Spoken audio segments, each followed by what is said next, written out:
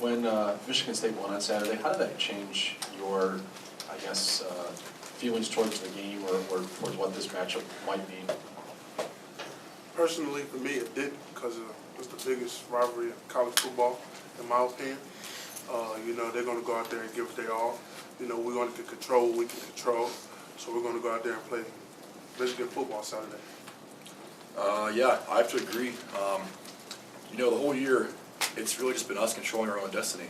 And it's going to be up to us having a great week of practice, preparing for the game. They're going to come out hard like they always do.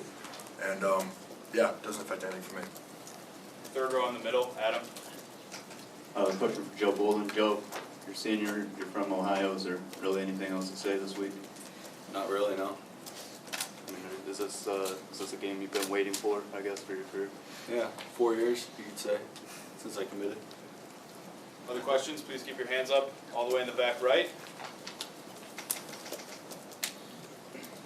Guys, considering you're all from Ohio, what does this mean for your family, friends back home, having to deal with both sides of the rivalry?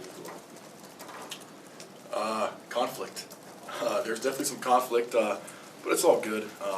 It is the best rivalry game in college football, no doubt in my mind. And I know I'm not the only one who thinks that. And it's going to be fun. We've all been waiting for it. Teams been waiting for it. Both teams are going to come out hard.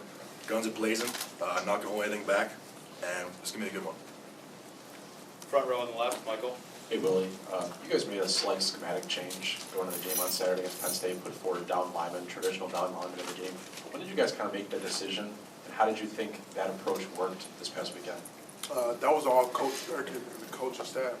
They come in, every week they scheming up something different to help the defense and the team to put us in a better situation to win games. So if they thought going down to a traditional 4-3 look for defense was better for the team, I'm all for it. So it was more what was best for the team and schematic-wise for Penn State. So. And how did you think you guys did in that? I think we did well. Congratulations, D-line. I feel like we put a lot of pressure on Hackenberg during the game. Try to keep pressure and try to get to him with 4-man rush.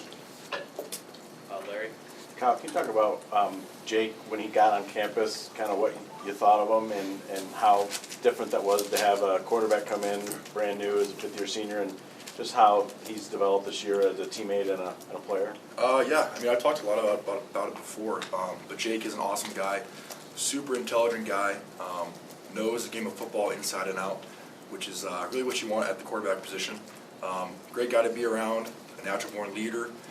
In the huddle he takes charge and we follow him, and that's the biggest thing I've noticed from him so far. Just get around the guys, and becoming part of this team is something he's done a really good job of, and yeah, we all love and respect him, and we're happy for how good he's been doing. Before the last home game, BTN was filming, and you guys were getting fired up inside the locker room, beating on the door. Is that pretty typical of a Michigan-Ohio State game, that those kind of emotions that brew? Did you expect something similar to that this week, even in preparation, practice? It's a big game, and it's one that when it comes, it's time to just let loose and it's time to just play. And there are a lot of emotions that go through you when you play a big rivalry game like this, and pound on the door. Sometimes that's going to happen, and that's part of the game. That's why you play is to experience those type of things and experience these type of games. And yeah, I wouldn't be surprised if it happened again. I think one of the biggest issues nowadays is TV and waiting on them to start a football game and everything that leads up. And you got two teams that just want to play each other, and at the end of the day, they don't really care how many people are sitting in the stands. They don't care how many people are watching at home, who's taping it, who's broadcasting it. They just want to play. And like Kyle said, there's a lot of emotions running through you. For some guys, a lot of different emotions. But that stuff may happen. I don't know. I've never pounded on any door, so it's personal preference whether you want to pound on a door or not, I guess. But you get the point. Yeah, no doubt. Yeah, guys are fired up. There was a fight that game also. Yeah, there's quite a big fight actually. So that was interesting. But yeah, I don't know. It's just pounding on the door, not going to get out, I guess. Yeah, I can You know, just a lot of emotion. It's a high emotional game, you know.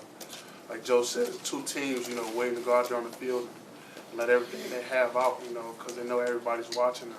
Whether everybody watching or not, you just want to go out there and compete to the highest level. So, like Joe said, you know, Coach Durkin made an emphasis that the next game is the most important game. So we're going to go out here and play like this our last game.